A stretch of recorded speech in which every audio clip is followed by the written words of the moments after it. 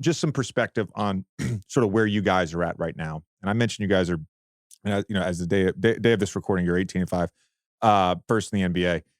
But coming off that finals loss, the sort of the hunger, the mentality, and then having to deal with, the Ime situation, new coach. Where do you sort of put you guys right now in terms of mentality, growth, all that stuff? Right now we're feeling good. Obviously, we think there's a whole nother level that we can take it. Especially defensively, I feel like we haven't really reached what we were like last year.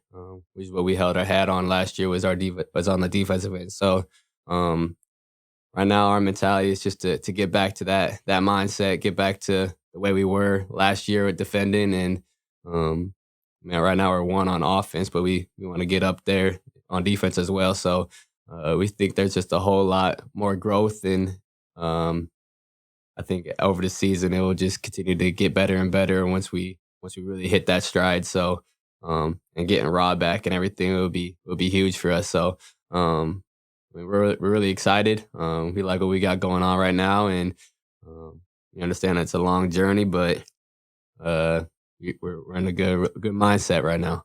I was going to follow up. We talk a lot with different guys about just knowing your role and teams where the players know the role and everything like that.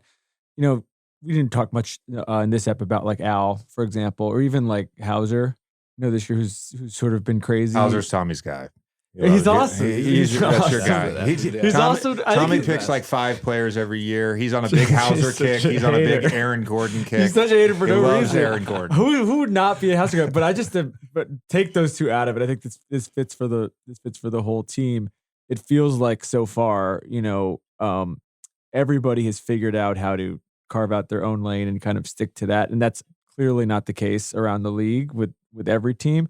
Is there like a common thread, or is there a glue that allows that to be so simple for you guys?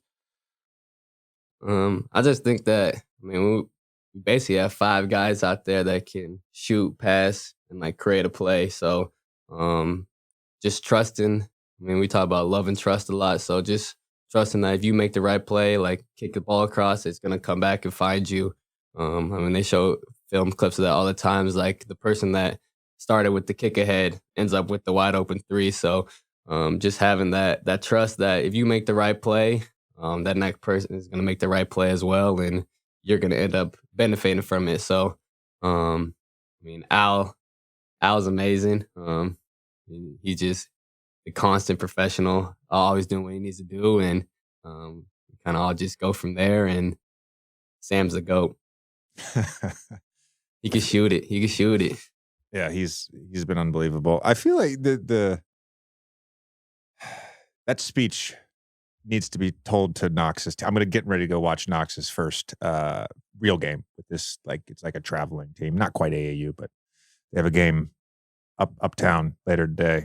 And I wish every young basketball player, and probably pros need to hear this too, is like trusting that when you make the right play, it'll come back around to you. Actually, Steph had a great quote recently, not to bring Steph up again, but he had a great quote. I only did this because I was in my pregame notes when I did the game Friday night. And he talked about trust in the chaos. Like, the game is chaotic, and you're forced to make a lot of split-second decisions. So if you sort of trust that in the chaos, by making the right play, it's going to come back around to you, that's what basketball is. That's good basketball, right? Instead of, I'm going to force an agenda tonight. Sometimes great players have to do that, especially down the stretch. But I just love that thought of trust. As always, thank you for listening to the show. Please subscribe on YouTube, Spotify, Apple, Wondery, wherever you listen to your podcast. We appreciate you guys.